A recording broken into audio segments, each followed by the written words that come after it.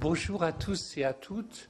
Je suis très heureux de vous accueillir au Sénat. J'aurais préféré le faire au début, mais je n'ai pas pu le faire au début, donc je le fais maintenant, avant la pause, c'est cela. Je suis heureux de vous accueillir au nom de Gérard Larcher, qui est président du Sénat, au nom des membres du président de la commission des lois, qui est Philippe Bas, et de tous mes collègues de la commission des lois et aussi de mes collègues sénateurs. Voilà. Nous sommes très heureux, très honorés que vous ayez choisi.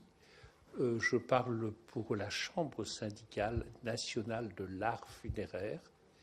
Et puis pour vous tous qui travaillez sur ce sujet un peu austère, mais ce sujet tellement vivant, c'est un oxymore naturellement. Je suis heureux de vous voir ici.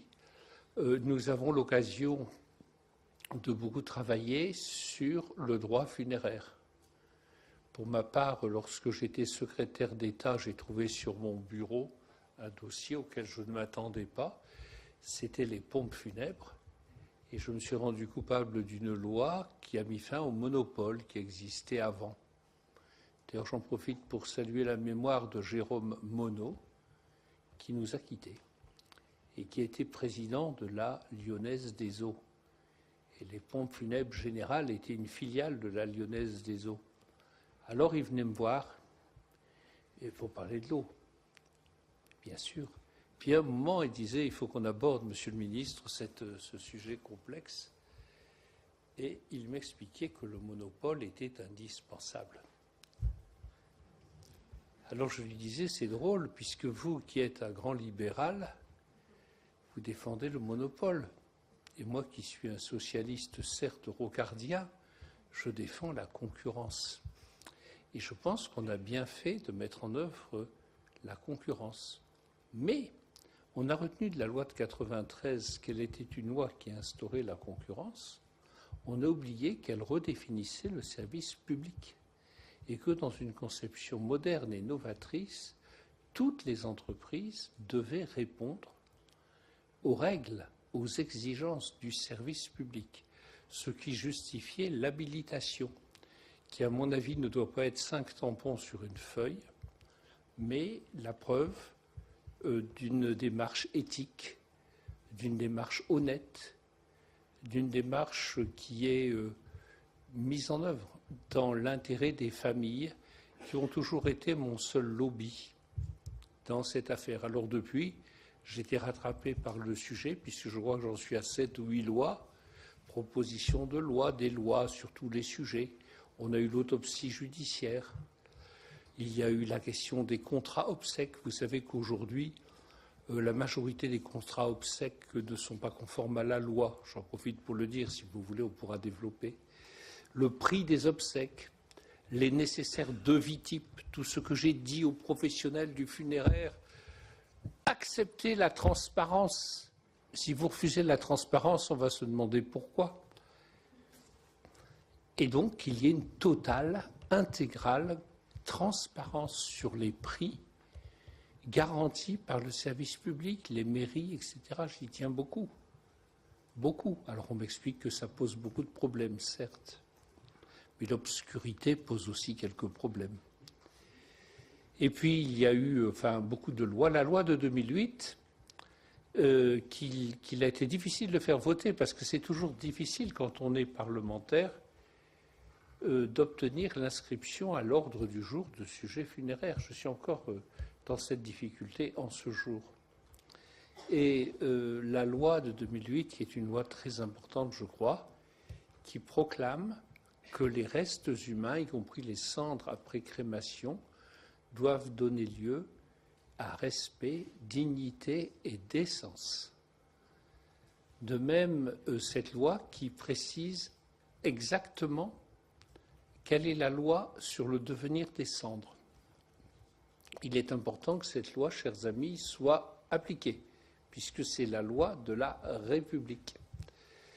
Et voilà. Alors, il y a une loi à laquelle je tiens beaucoup, mais qui a été victime collatérale de la loi NOTRe, qui est une proposition de loi qui a été votée unanimement par le Sénat, mais qui est toujours en attente, sur les schémas des crématoriums pour éviter qu'il y ait deux crématoriums à quelques kilomètres de distance, cependant que certaines familles doivent faire 140 kilomètres pour arriver à un crématorium. Donc on peut peut-être organiser.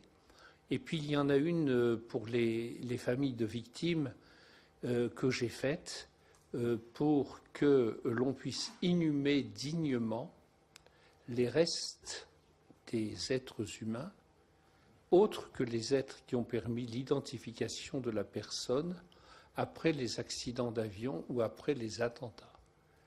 Parce que malheureusement, la question se pose, et c'est aussi une question de respect. Vous pensez qu'aujourd'hui, le statut de ces restes humains qui n'ont pas été considérés comme nécessaires à l'identification, c'est le statut de déchet chirurgical. Donc j'ai une loi, tout le monde voudrait la voter, mais j'ai essayé de la caser dans la loi liberté, égalité et citoyenneté, mais on m'a dit que c'était irrecevable. Bon, je comprends pourquoi, ce n'est pas tout à fait le sujet, même s'il y a l'égalité devant la mort. Bon. Alors, merci d'être venu ici.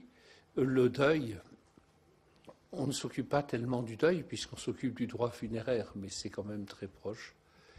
Vous savez, il y a eu quelque temps, il y a des gens qui se sont mis à faire une charte de l'endeuillé, de la personne endeuillée. Moi, ça m'a mis une mauvaise humeur. Parce que, vous savez, la mort, le deuil, si on demande aux gens, en effet, de lever leurs doigts pour voir s'ils ont un rapport avec le deuil, dès lors que l'on est dans la vie, on a un rapport avec la mort. Donc il faudrait faire, si on faisait le syndicat des endeuillés, il faudrait que toute la population, de toute éternité, y figurera. Bon. C'est pourquoi la mort est toujours là, et c'est vrai que de la façon dont on traite la mort, dont on vit la mort, bien, ça dépend une certaine idée de la société, de l'humanisme et de l'être humain. L'autre jour, c'était la semaine dernière, Robert Badinter est venu nous apporter le manuscrit du discours qu'il a fait ici, quand a été abolie la peine de mort. Vous savez qu'il y a eu un vote positif à l'Assemblée nationale, rassemblant des personnes d'appartenance politique différentes. Mais au Sénat, il était considéré que ça ne passerait pas. 2 jours avant, on se demandait d'ailleurs, et on pensait que ça ne passerait pas. Et il y a eu une large majorité au Sénat liée à la conviction, à la conscience de ceux qui ont voté. Il y a encore 95 États où la peine de mort existe. Puis aujourd'hui, vous voyez bien que nous sommes envahis par la mort réelle, la mort à Alep, la mort, le terrorisme, ce refus de tout ce qui est l'humanisme se traduit par une pente morbide et une proclamation morbide de la mort. Et c'est un des sujets devant lesquels nous sommes. C'est pourquoi je crois qu'il faut beaucoup travailler, réfléchir, accompagner, vivre ensemble. Je suis frappé du nombre de gens dans mon département qui vont aux enterrements. Monsieur Caton, qui est là, que je salue, le sait bien, parce qu'on se rencontre souvent aux enterrements. C'est un lieu social. Mais vous savez, il ne faut pas rire des chansons de Brassens. Il faut que j'arrête, hein, Damien, je vais arrêter. Non, mais cette manière de présenter, vous savez, les enterrements, on va boire un coup à la sortie, etc. On fait souvent des rencontres familiales. C'est une manière de vivre ensemble. Et comme j'ai vu que Damien se levait pour aller dire à Madame la Présidente que l'heure était arrivée, l'heure où enfin j'arrête de vous dire comme ça les pensées du moment, je vous salue très respectueusement et vous souhaite une bonne fin de journée et une belle réflexion.